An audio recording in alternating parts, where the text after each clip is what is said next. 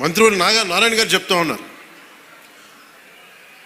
ఇంకా ప్రపంచంలో ఏ నియోజకవర్గం ఇంకెక్కడా రాదు అండ్ ఏది జరుగు ఇక్కడ కొబ్బరాకు పడ్డా కానీ పిఠాపురంలో చాలా దారుణం జరిగిపోయింది.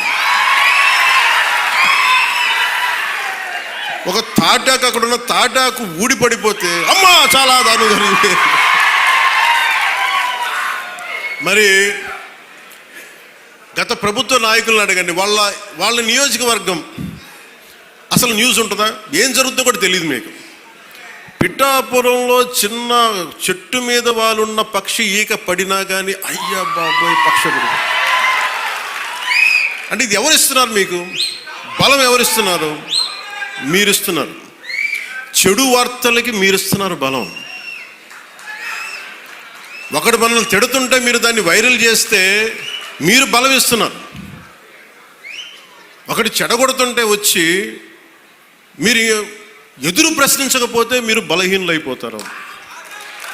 మీరు నాకు ఓట్లేస్తే సరిపోదు అని ఎందుకు చెప్తున్నాను, 5 సంవత్సరాల పిఠాపురంలో గత ప్రభుత్వంలో ఒక్కసారి మీరు ప్రతి ఒక్కరు మేధావులు చాలామంది ఉన్నారు, పత్రికేయులు ఉన్నారు, చాలామంది విభిన్నమైన పార్టీల నాయకులు ఉన్నారు. ఈ గత 5 సంవత్సరాల కాలంలో ఎన్ని కోట్లు ఖర్చు పెట్టారో ఒకసారి అడగమని చెప్పాను. నువ్వు పేరంటాలకి రాలేదు, పబ్బాలకి రాలేదంటే ఒక దేశం కోసం శ్రమించే వ్యక్తిని, ఇంత మందిని ఏకం చేసే వహించే వ్యక్తిని నాకు మీరు ఇవ్వాల్సింది, మేము ఉన్నాం కాచుకుంటాను, మిగతా వెళ్ళి పని చేయని చెప్తే కదా నాకు ఆనందం. అలా కాకుండా వచ్చి నేను వ్యవస్థని బలోపేతం చేయడానికి వచ్చాను.